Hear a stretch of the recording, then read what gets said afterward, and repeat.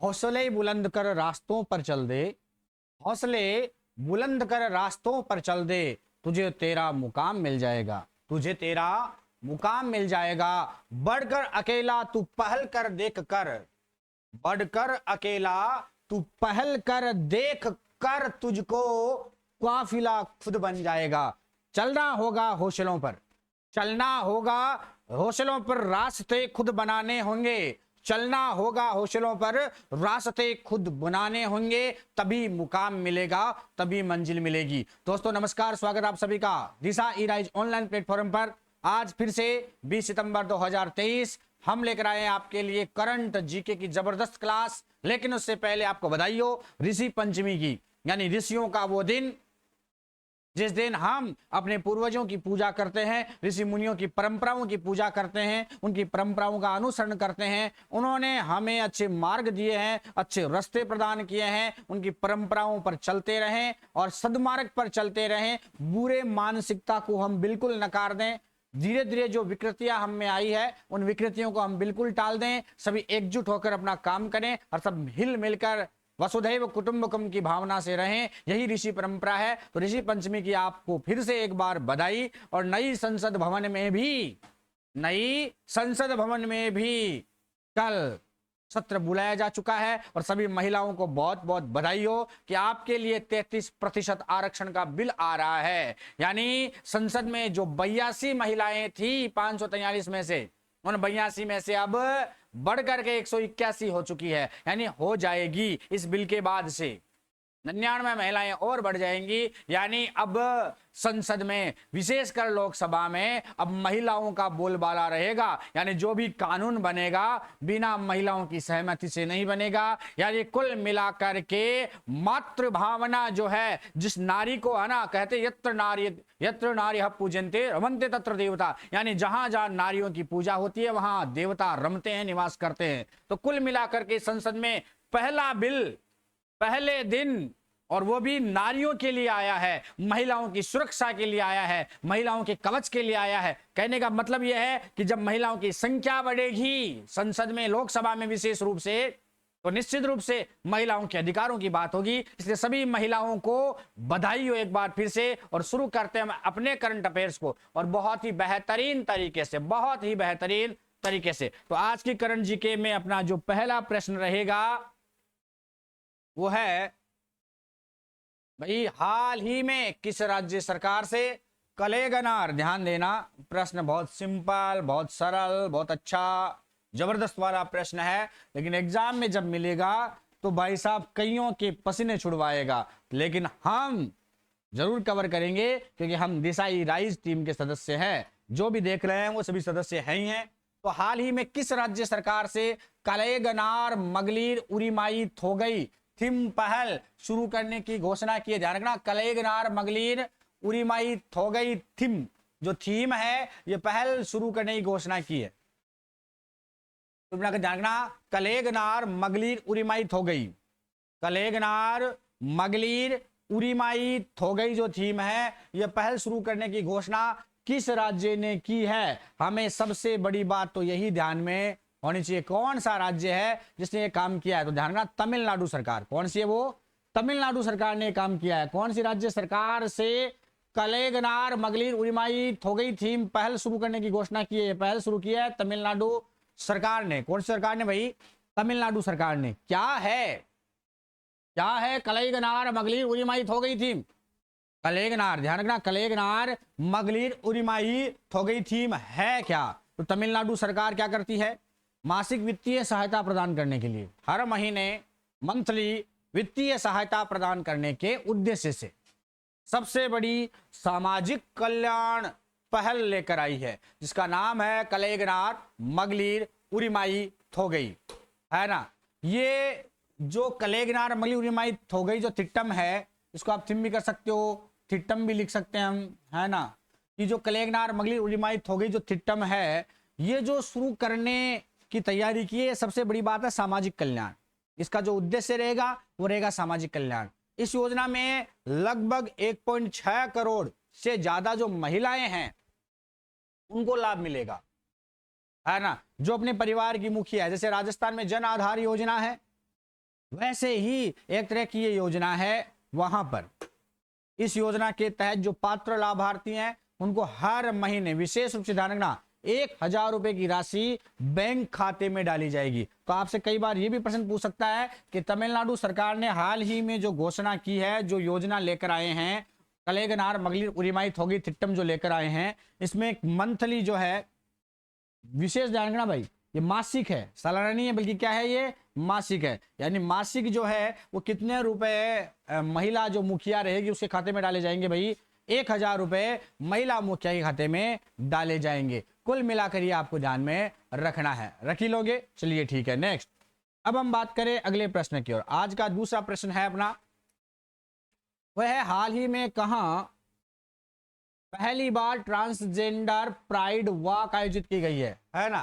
कुल मिलाकर के भाई साहब ये एक प्राइड परेड है और ये है लखनऊ में। कहां पर हो रही है भाई, ये लखनऊ में आयोजित हो रही है। कहां हो रही है आयोजित, लखनऊ में ये आयोजित हो रही है ट्रांसजेंडर प्राइड वॉक, यानी लखनऊ प्राइड परेड भी इसको कह सकते हैं। ट्रांसजेंडर पहचान के साथ जब गर्व की अनुभूति करेंगे उन लोगों में खुशी का जो उत्सव है, यह है लखनऊ प्राइड परेड, या यूं कह सकते हैं transgender pride walk. Transgender pride walk, विशेष ध्यान रखना, ये जो गौरव यात्रा है ये कब हुई थी, ये विश्व आत्महत्या जो रोकथाम दिवस है। अब आपको उत्तर देना होगा, क्योंकि मैंने पिछली क्लास में आपको बताया भी था कि विश्व आत्महत्या रोकथाम दिवस कब मनाया जाता है।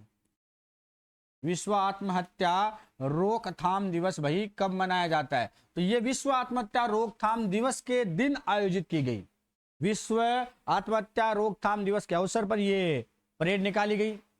इस यात्रा में सैकड़ों की संख्या में ट्रांसजेंडर शामिल हुए थे। कार्यक्रम का उद्देश्य क्या था, जो किन्नर समाज है ना, और जो आम जनता है, जो हमारा हम जो लोग हैं, उनके मध्य एक आपसी सामंजस्य का अभाव सा दिखाई देता है।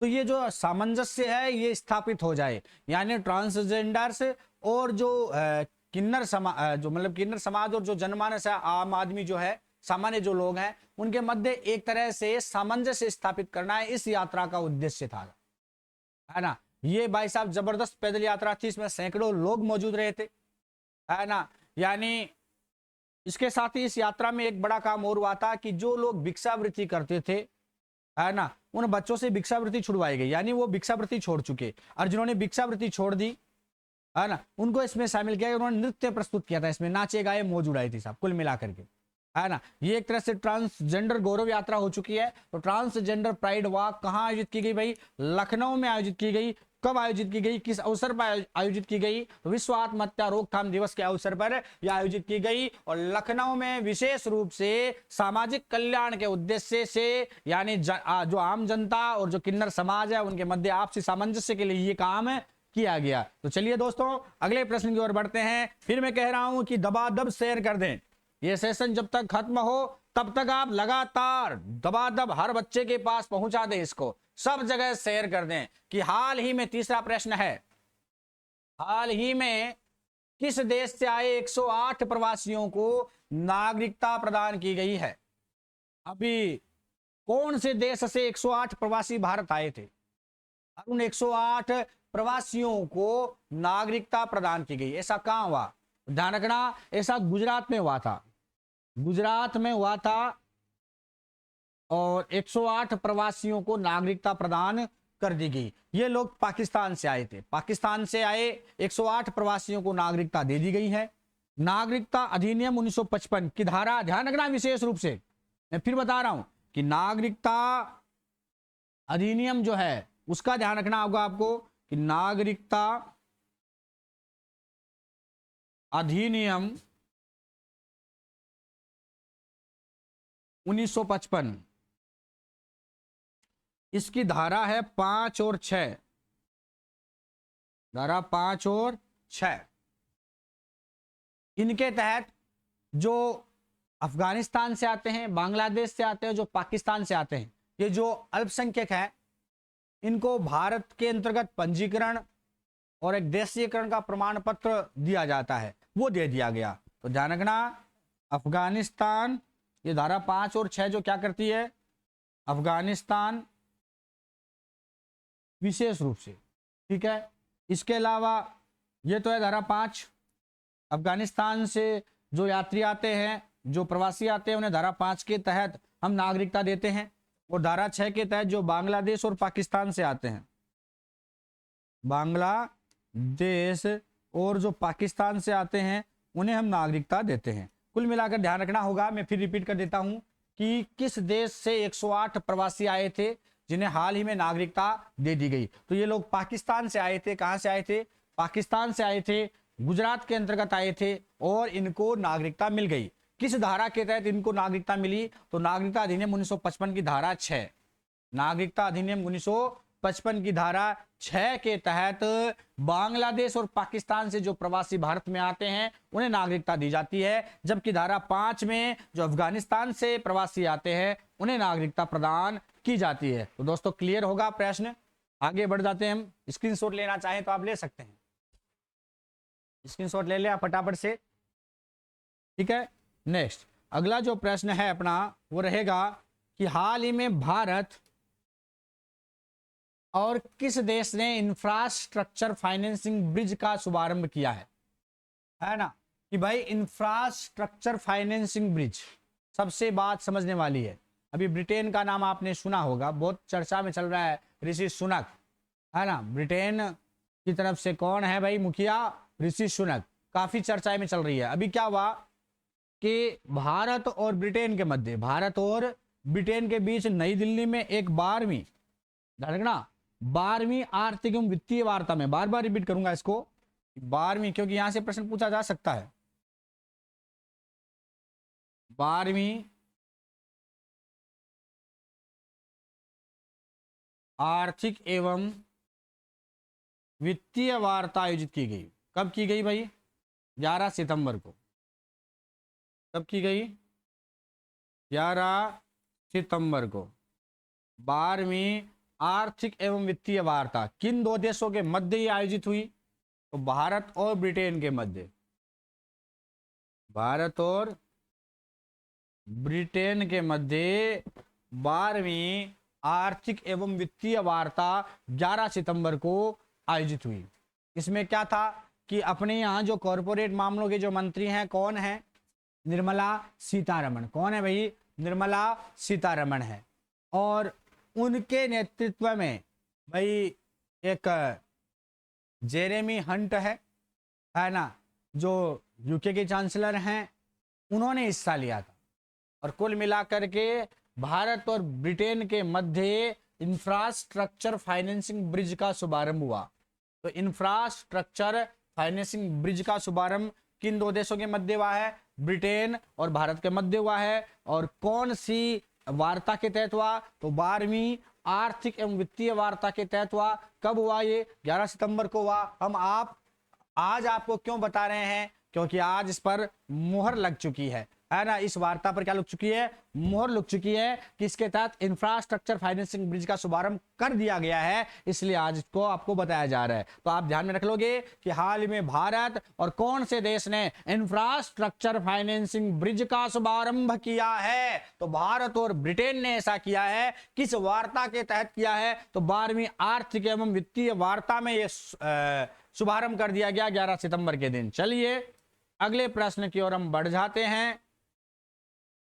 हाल ही में 5वां प्रश्न है कि हाल ही में भारत और किस देश ने ऊर्जा क्षेत्र में सहयोग समझौते पर हस्ताक्षर किए हैं? कौन से क्षेत्र में भाई? ऊर्जा क्षेत्र में। भारत के साथ और कौन सा देश है जिसने ऊर्जा के क्षेत्र में, किसके क्षेत्र में भाई? ऊर्जा के क्षेत्र में सहयोग समझौते पर हस्ताक्षर किए हैं, वो कौन सा देश रहेगा? तो विशेष रूप से क्योंकि अभी हाल ही में हमारे साथ जो नजदीकियां बढ़ाने का प्रयास कर रहा है ना, हम जो है हमने सभी देशों को कह दिया है कि जो हमारी मित्रता रखना चाहता है वो रख सकता है, और जिसको हमसे दूर जाना है उसके लिए रास्ते खुले, कतई दिक्कत नहीं है। क्योंकि भारत भाई साहब वो ताकतवर देश है, वो शक्तिशाली देश है जिसके पास अब दूसरे देश चल करके आते हैं। है ना। हमने अपना इंफ्रास्ट्रक्चर खुद खड़ा किया है, हमने अपनी ताकत खुद बनाई है, हम दूसरे देशों के भरोसे नहीं रहते, हमने अपनी मूछें खुद तानी है ना। कुल मिलाकर के भाई साहब सऊदी अरब ने क्या किया, सऊदी अरब ने ऊर्जा के क्षेत्र में सहयोग के समझौते पर हस्ताक्षर कर दिए हैं। कुल मिलाकर के भाई साहब ये दो प्रमुख खिलाड़ी हो चुके हैं, एक सऊदी अरब और एक भारत। तो सऊदी अरब ने हाल ही में भारत के साथ ऊर्जा के क्षेत्र में सहयोग समझौते पर क्या कर दिए हैं, हस्ताक्षर कर दिए हैं। भारत और सऊदी अरब ने एक समझौता ज्ञापन यानी एक एमओयू साइन किया है, जिसमें ऊर्जा के क्षेत्र में कई पहलुओं पर इन दोनों देशों के बीच मजबूत साझेदारी का मार्ग प्रशस्त होगा। तो मित्रों बधाई हो आपको एक बार फिर से कि कई देश जो हैं भारत के चरणों में आकर गिर रहे हैं। तो सऊदी अरब और भारत में ऊर्जा के क्षेत्र में सहयोग समझौते पर क्या हो चुके हैं, साइन हो चुके हैं। और छठवां प्रश्न है आज का कि हाल ही में किसने ईडी के डायरेक्टर के रूप में कार्यभार संभाला है। हाल ही में किसने ईडी का डायरेक्टर, क्यों अभी सुप्रीम कोर्ट का मामला चल रहा था, सुप्रीम कोर्ट ने कई बार कह दिया भाई साहब वो नहीं रहेगा ये रहेगा, ये कई तरह की बातें थी। हुआ यूं था कि कई तरह के केस मामले जपड़े लपड़े कुछ थे, लेकिन अपने को उनमें नहीं जाना, अपने को इतना जानना है जो ईडी के चीफ थे संजय कुमार मिश्रा। कौन थे भाई, संजय कुमार मिश्रा। उनका कार्यकाल 15 सितंबर को खत्म हो गया। पहले ईडी के चीफ कौन थे भाई, संजय कुमार मिश्रा। उनका कार्यकाल कब समाप्त हो गया, इनका कार्यकाल 15 सितंबर को समाप्त हो गया। ईडी के चीफ कौन थे, संजय कुमार मिश्रा थे और इनका कार्यकाल 15 सितंबर को खत्म हो गया। अब क्या किया कि ईडी ने एक विशेष निदेशक बनाया है, उनका नाम है राहुल नवीन। क्या नाम है, राहुल नवीन है। वो क्या करेंगे, ईडी के कार्यवाहक निदेशक के रूप में कार्य करेंगे। तो राहुल नवीन, सही आंसर क्या रहेगा, राहुल नवीन जो कार्यवाहक निदेशक के रूप में कार्य करेंगे। ये ध्यान रखना आपको, ये कार्यवाहक निदेशक के रूप में काम करेंगे। पहले कौन थे, संजय कुमार मिश्रा, जिनका कार्यकाल 15 सितंबर को समाप्त हो चुका है। और अब राहुल नवीन जो है ईडी के कार्यवाहक डायरेक्टर, कार्यवाहक निदेशक के रूप में काम करेंगे। तो चलिए मित्रों शेयर कर दीजिएगा दबादब, सभी तक ये शेयर पहुंच जाना चाहिए, ये क्लास सभी बच्चों तक पहुंच जानी चाहिए, आपके सभी दोस्तों तक, आपके सभी मित्रों तक, बंधु बांधवों तक, कुटुंबों तक, परिवार तक, सह परिवार सह पत्नी सह कुटुंब सब तक पहुंच जानी चाहिए। अगला प्रश्न है, संगीत नाटक अकादमी दिल्ली की ओर से राष्ट्रीय अमृत पुरस्कार किसे दिया गया है। गजब का प्रश्न है दोस्तों। अभी हाल ही में उपराष्ट्रपति जगदीप धनखड़ का आपने नाम सुना होगा। उपराष्ट्रपति जगदीप धनखड़ ने प्रदर्शन के कला के क्षेत्र में, कौन से कला के क्षेत्र में ये राष्ट्रीय अमृत पुरस्कार किस क्षेत्र में दिया जाता है, पहले तो आपको ध्यान में रखना होगा। और ये अभी दिया गया है प्रदर्शन कला के क्षेत्र में। किसने दिया, उपराष्ट्रपति जगदीप धनखड़ ने। उपराष्ट्रपति जगदीप धनखड़ ने दिया भाई साहब। उपराष्ट्रपति जगदीप धनखड़ ने प्रदर्शन कला के क्षेत्र में 84 कलाकारों को, कितने कलाकारों को भाई, 84 कलाकारों को। यह प्रश्न पूछा जा सकता है मित्रों कि भाई हाल ही में संगीत नाटक अकादमी दिल्ली की ओर से राष्ट्रीय अमृत पुरस्कार दिया गया। और जो संगीत नाटक अकादमी दिल्ली की ओर से देने वाले कौन थे, जगदीप धनखड़ जो हमारे उपराष्ट्रपति है, जो हाल ही में सुरसुरा धाम तेजाजी की यात्रा करके गए थे, तेजाजी के चरणों में शीश नवा कर गए थे, धार्मिक यात्रा पर रहे थे। ये उपराष्ट्रपति जगदीप धनखड़, इन्होंने राष्ट्रीय अमृत पुरस्कार 84 कलाकारों को दिया। कितने कलाकारों को दिया भाई, 84 कलाकारों को दिया।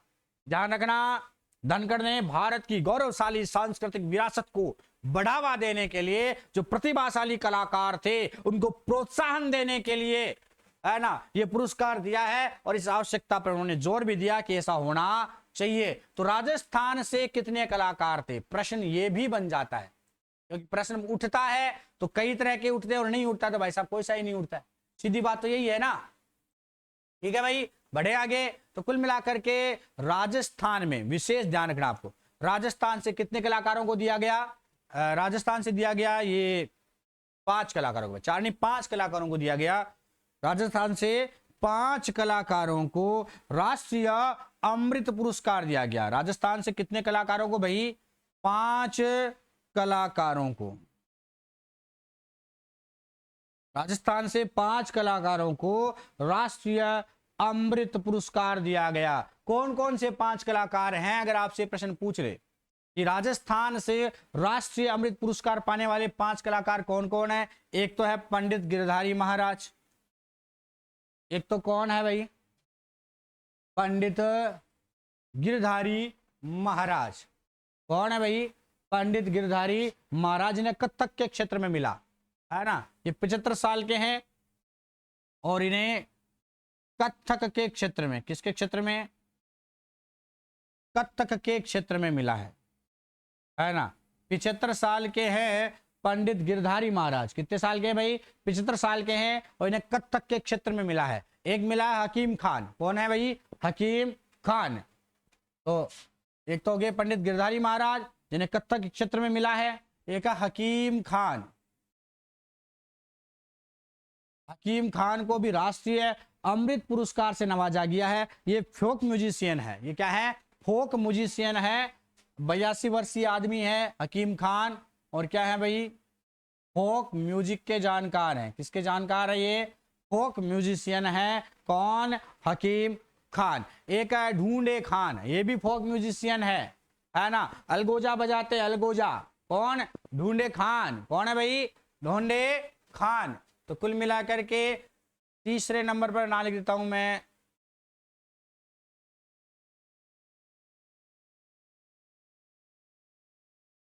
धौंदे खान भी लिख सकते हैं, ढूंढे खान भी लिख सकते हैं।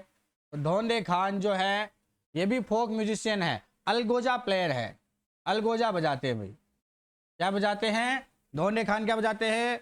अलगोजा बजाते हैं। क्या बजाते हैं भाई? अलगोजा बजाते हैं, है ना। धौंडे खान। एक है विशेष रूप से भारत रत्न भार्गव भी। कौन है?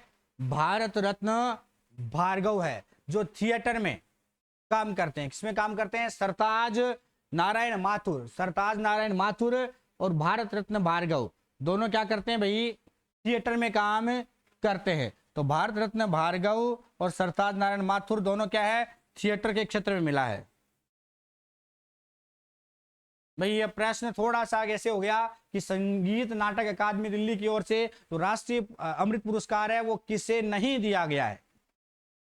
ये प्रश्न क्या बनना चाहिए था? ऐसे बनना चाहिए था, ये किसे नहीं दिया गया है ना। तो ये भाई ध्यान रखना, ये रति सक्सेना को नहीं दिया गया है। इसका सही आंसर क्या रहना का है? रति सक्सेना को ये नहीं दिया गया है, बल्कि भारत रत्न भार्गव को थिएटर के क्षेत्र में दिया गया है। पंडित गिरधारी महाराज को कथक के क्षेत्र में दिया गया है। सरताज नारायण माथुर को थिएटर के क्षेत्र में दिया गया है, सिनेमा के क्षेत्र में दिया गया है। हकीम खान को फोक म्यूजिशियन में, धौंदे खान को फोक म्यूजिशियन में ये पुरस्कार मिला है। फिर से ध्यान रखना, 5 नाम आप याद रखना कि संगीत नाटक अकादमी दिल्ली की ओर से जो राष्ट्रीय अमृत पुरस्कार दिए जा रहे हैं उनमें से 5 आदमियों को दिया गया। राजस्थान से टोटल 84 व्यक्तियों को मिला है, जिनमें राजस्थान के 5 जने हैं। कौन कौन राजस्थान के 5? सिनेमा के क्षेत्र में भारत रत्न भार्गव। सिनेमा के क्षेत्र में कौन है भाई? भारत रत्न भार्गव। सरताज नारायण माथुर ये भी सिनेमा के क्षेत्र में है। पंडित गिरधारी महाराज ये कथक के क्षेत्र में है। और धौंदे खान और हकीम खान फोक म्यूजिशियन हैं। धौंदे खान और हकीम खान फोक म्यूजिशियन है। आपने अलगोजा बजाया होगा। धौंदे खान अलगोजा के जबरदस्त प्लेयर हैं। 90 साल के हो चुके हैं धौंदे खान। कितने साल के? 90 साल के हो चुके हैं भाई साहब। और सबसे बड़ी बात है कि ऐसे व्यक्ति हैं कई तो इन 84 में से जिन्हें वृद्धावस्था में है ना, काफी है ना, बहुत ज्यादा उम्र दराज हो चुके हैं, आज तक कोई पुरस्कार नहीं प्राप्त किया, उन्होंने राष्ट्रीय अमृत पुरस्कार प्राप्त किया है साहब, है ना। गजब की बात। तो चलिए याद रह जाएगा, स्क्रीनशॉट ले ले आप। कौन कौन है 5 आदमी जिन्हें राष्ट्रीय अमृत पुरस्कार मिला है? कौन कौन है? हकीम खान, धौंदे खान, भारत रत्न भार्गव, पंडित गिरधारी महाराज, सरताज नारायण माथुर। देखना, भारत रत्न भार्गव और सरताज नारायण माथुर सिनेमा के क्षेत्र में है, वहीं धौंदे खान हकीम खान फोक म्यूजिशियन है, और गिरधारी महाराज जो है ये कथक नृत्य के जानकार हैं, है ना।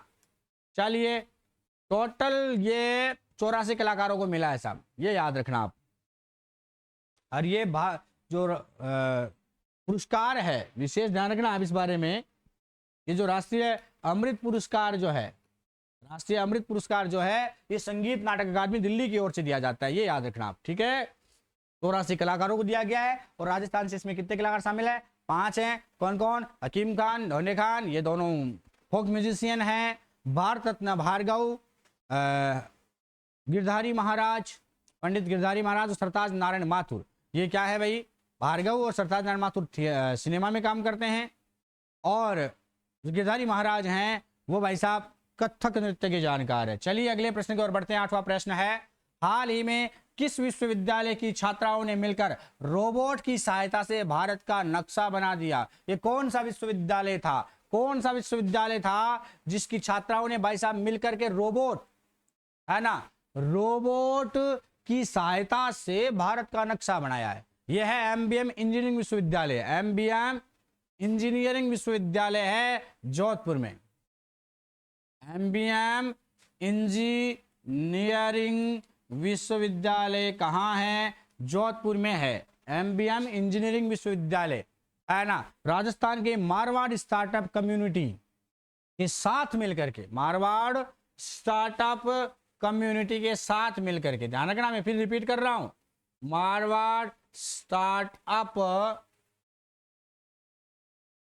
कम्युनिटी के साथ मिलकर के एमबीएम इंजीनियरिंग विश्वविद्यालय की ओर से अभी जो विश्वकर्मा जयंती मनाई गई उसी दिन विश्व रिकॉर्ड बनाया साहब, और कुल मिलाकर 160 छात्राओं ने, इस कॉलेज की 160 छात्राओं ने रोबोट की परेड करते हुए भारत का नक्शा बना दिया, है ना। खुद जो रोबोट बनाए थे इन्होंने, है ना, खुद जो रोबोट बनाए थे उनकी परेड करते हुए भारत का नक्शा बनाया साहब। तो ये एमबीएम विश्वविद्यालय जोधपुर है और मारवाड़ स्टार्टअप कम्युनिटी इसकी सहायक बनी है। कुल मिलाकर के आपको याद रह जाएगा एमबीएम इंजीनियरिंग विश्वविद्यालय जोधपुर। और अगले प्रश्न की ओर बढ़ते हैं। 9वां प्रश्न है, सबसे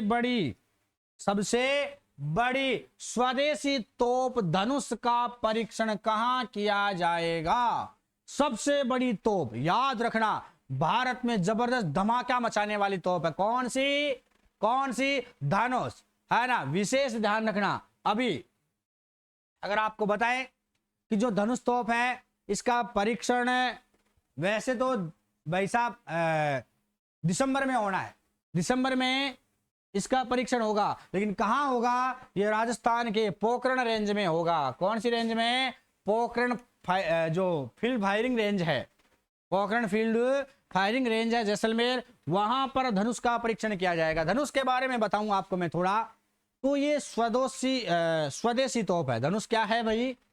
स्वदेशी तोप है, पहली बात याद रखना। और इसका जो निर्माण है, ये जो धनुष तोप है इसका निर्माण जबलपुर की गन कैरिज फैक्ट्री है। गन कैरिज फैक्ट्री कहां पर हुआ था? जबलपुर में। स्वदेशी है, जबलपुर में हुआ था। और जबलपुर की गन कैरिज फैक्ट्री, जबलपुर की कौन सी फैक्ट्री है भाई? जबलपुर की गन कैरिज फैक्ट्री है। जबलपुर की कौन सी फैक्ट्री है? जबलपुर की है गन कैरिज फैक्ट्री। याद रह जाएगा कि जबलपुर की गन कैरिज फैक्ट्री है ना। उसने ये धनुष तोप, जो स्वदेशी तोप है, इसका निर्माण किया। लगभग ये जो धनुष तोप है ये 42 किलोमीटर गोला दाग सकती है। कितने किलोमीटर भाई? कितने किलोमीटर? 42 किलोमीटर तक ये गोला दागने वाली मिसाइल है। कितने किलोमीटर? धनुष तोप जो है ये 42 किलोमीटर तक गोला दाग सकती है, 42 किलोमीटर तक, ठीक है ना। 155 mm और 52 कैलिबर वाली तोप है ना। और दिसंबर में भाई साहब इसका परीक्षण होगा। ये सेना की सबसे बड़ी ताकत कही जाने वाली धनुष जो तोप है उसी का नया वर्जन है। तो याद रह जाएगा, कुल मिलाकर के आपको रह जाएगा याद। जबरदस्त प्रश्न है। पोखरण फील्ड फायरिंग रेंज में इसका परीक्षण किया जाएगा धनुष का। स्वदेशी तोप है, जबलपुर की गन फैक्ट्री ने इसको बनाया है, गन कैरिज फैक्ट्री ने, ठीक है। और 10वां प्रश्न है आज का कि कोलंबो श्रीलंका में आयोजित साउथ एशियन गेम्स 2023 में राज्य के किन खिलाड़ियों ने स्वर्ण पदक जीता है? कोलंबो श्रीलंका में, है ना। वैसे श्रीलंका में कोलंबो में तो धुआं मचा रखा है भारत ने, जबरदस्त धुआं मचा रखा है। धुआं कैसे, है ना भाई, जब धुआं ही धुआं हो रखा है ना, पता नहीं कहां कहां तक जलने की बदबू आ रही है। ऐसा क्यों? भारत में तो खुशबू है हर जगह, ऐसा क्यों? क्योंकि अभी क्रिकेट में भाई साहब धुआं निकाल दिया जबरदस्त तरीके से भाई साहब, है ना। सिराज ने जबरदस्त बॉलिंग की और 50 रन पर हार्दिक पांड्या जैसे गेंदबाजों ने और सिराज जैसे गेंदबाजों ने सलट दिया मैटर को, और 50 रन बनाना भाई आपके लिए, भाई भारत के बाएं हाथ का काम है कुल मिलाकर के। चलिए, और इसी क्रम में हम चलते हैं साउथ एशियन गेम्स 2023 में। साउथ एशियन गेम्स 2023, वैसे तो आप लोग सभी साउथ एशियन गेम्स जो है उसका पूरा आनंद ले रहे होंगे, है ना। और साउथ एशियन गेम्स में राज्य के ये जो तीनों खिलाड़ी हैं इन्होंने स्वर्ण पदक जीत लिया। तीनों खिलाड़ियों ने स्वर्ण पदक जीत लिया। जो अंजू चौधरी है, अंजू चौधरी ने 1500 मीटर, कितने मीटर भाई, 1500 मीटर खेल में स्वर्ण पदक जीता है। ध्यान रखना, अंजू चौधरी ने कितने मीटर खेल में स्वर्ण पदक जीता है? 1500 मीटर खेल में स्वर्ण पदक जीता है। वहीं अगर आपसे बात की जाए हिम्मत सिंह राठौड़ की, हिम्मत सिंह राठौड़ की, तो इन्होंने भाई साहब जितकुंडू में अपना प्रदर्शन कायम किया और स्वर्ण पदक जीता। और वहीं भानु सिंह शेखावत शॉर्टपुट के खिलाड़ी है। भानु सिंह शेखावत किसके खिलाड़ी है भाई? शॉर्टपुट के खिलाड़ी है। तो 1500 मीटर में अंजू चौधरी ने गोल्ड मेडल, हिम्मत सिंह राठौड़ ने कुंडू में और भानु सिंह शेखावत ने शॉर्टपुट में गोल्ड मेडल जीता है। तो तीनों खिलाड़ियों ने गोल्ड मेडल जीता है साउथ एशियन गेम्स 2023 में, जो कि 23 सितंबर से लेकर के जो कि अभी हाल ही में लगातार चल रहा था, है ना। तारीख जो है वो थोड़ी मिस हुई है, लेकिन बता दी जाएगी कि अंजू चौधरी और हिम्मत सिंह राठौड़ और भानु सिंह शेखावत, इन तीनों ने क्या किया था कि भाई साहब गोल्ड मेडल जीत लिया। अब ये तीनों जो हैं, है ना भाई, अब ये जाएंगे चीन के हांगझोउ में। वहां पर 23 सितंबर से 8 अक्टूबर तक 19वां जो एशियाई खेल है उनका आयोजन किया जाएगा। तो अब तीनों कहां जाएंगे? 19वें एशियाई खेलों में जाएंगे। तो आपसे प्रश्न ये भी पूछ ले, 19वें एशियाई खेल कहां आयोजित किए जाएंगे? तो ध्यान रखना, चीन के हांगझोउ में, चीन के हांगझोउ में ऐसा किया जाएगा। चलिए, क्लियर है सभी के भाई? क्लियर होगा, है ना। शेयर करें, आप शेयर करने में कमी मत रखें, है ना। हम आपके प्रश्नों में कमी नहीं रखेंगे और आप शेयर करने में कमी नहीं रखें। देखो, राजस्थान से जबरदस्त प्रश्न है।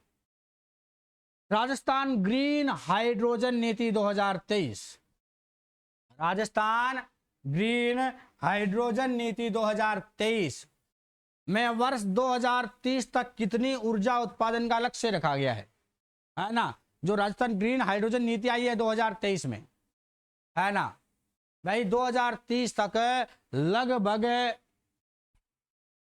कितनी ऊर्जा उत्पादन का लक्ष्य रखा है? इसमें देखो, सबसे बड़ी बात मैं आपको बताऊं कि 50 लाख टन ग्रीन हाइड्रोजन उत्पादन का लक्ष्य रखा है एक तो, है ना, और 2000 केटीपीए ऊर्जा उत्पादन का लक्ष्य रखा है। तो इसका सही आंसर रहेगा 2000 केटीपीए ऊर्जा उत्पादन का लक्ष्य राजस्थान ग्रीन हाइड्रोजन नीति 2023 में रखा गया है। हालांकि राजस्थान ग्रीन हाइड्रोजन नीति 2022 है, ये 2023 में कुछ संशोधन किया है। इसमें 2030 तक 50 लाख टन ग्रीन हाइड्रोजन का उत्पादन होगा इसी नीति के तहत। 50 lakh ton, 50 lakh ton green hydrogen, 50 lakh ton green hydrogen का उत्पादन होगा, यह लक्ष्य रखा गया है। और साथ में 2000 केटीपीए ऊर्जा उत्पादन का लक्ष्य भी रख दिया है। चलिए अगले प्रश्न की ओर बढ़ जाते हैं हम फटाफट से। 12वां प्रश्न है कि प्रधानमंत्री नरेंद्र मोदी ने जन्मदिन मनाया और इन जन्मदिन के अवसर पर चित्तौड़गढ़ में किस कार्यक्रम के तहत हेलमेट वितरण का विश्व रिकॉर्ड बनाया गया, है ना। कि भाई साहब जन्मदिन था मोदी का, तो कुछ ना कुछ तो बेहतर होना ही है भाई। प्रधानमंत्री है और विश्व में जाने माने प्रधानमंत्री है, तो नरेंद्र मोदी का जब जन्मदिन है तो कुछ बेहतर होगा। और उस बेहतरीन के चक्कर में भाई साहब जो चित्तौड़गढ़ में इंदिरा गांधी स्टेडियम है, चित्तौड़गढ़ में, ध्यान रखना, प्रधानमंत्री का जन्मदिन है, इसलिए स्टेडियम भी पूर्व प्रधानमंत्री के नाम पर चुना है। इंदिरा गांधी स्टेडियम में हेलमेट वितरण का कार्यक्रम रखा गया। और चित्तौड़गढ़ में भाई साहब प्रधानमंत्री के जन्मदिन पर चित्तौड़गढ़ जो सेवा समिति है उसकी ओर से 18,000 हेलमेट भाई साहब फ्री में दिए गए। और इस कार्यक्रम का नाम था नमो सुरक्षा कवच। क्या नाम था? नमो सुरक्षा कवच। प्रधानमंत्री नरेंद्र मोदी को नमो बुलाते हैं, नरेंद्र मोदी यानी नरेंद्र मोदी। नमो सुरक्षा कवच प्रदान किए गए भाई साहब। 18,000 हेलमेट फ्री में वितरित किए गए ISI मार्क वाले। तो चलिए, यह है प्रधानमंत्री नरेंद्र मोदी के जन्मदिन पर नमो सुरक्षा कवच की बात थी। और अंतिम प्रश्न है आज का। दोस्तों शेयर करें, शेयर करने में कमी नहीं रखें। अगर चैनल को सब्सक्राइब नहीं किया है तो सब्सक्राइब भी कर ले, लाइक करें और आप कमेंट करके हमें बताएं कि आपको ये वीडियो कैसे लग रहे हैं। तो अगला जो लास्ट का प्रश्न है, आज का अंतिम प्रश्न है, 2 दिवसीय एलेट्स राष्ट्रीय राजस्व सम्मेलन कहां आयोजित किया जाएगा?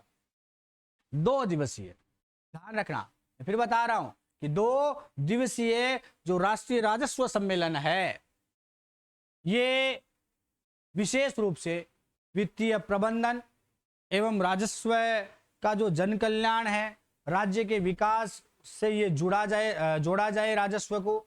इसके लिए जयपुर में राष्ट्रीय राजस्व सम्मेलन आयोजित किया जाएगा। कहां पर? जयपुर में राष्ट्रीय राजस्व सम्मेलन आयोजित किया जाएगा। कहां किया जाएगा भाई? जयपुर में ऐसा किया जाएगा। तो दोस्तों आज की करण जी की क्लास यहीं समाप्त होती है।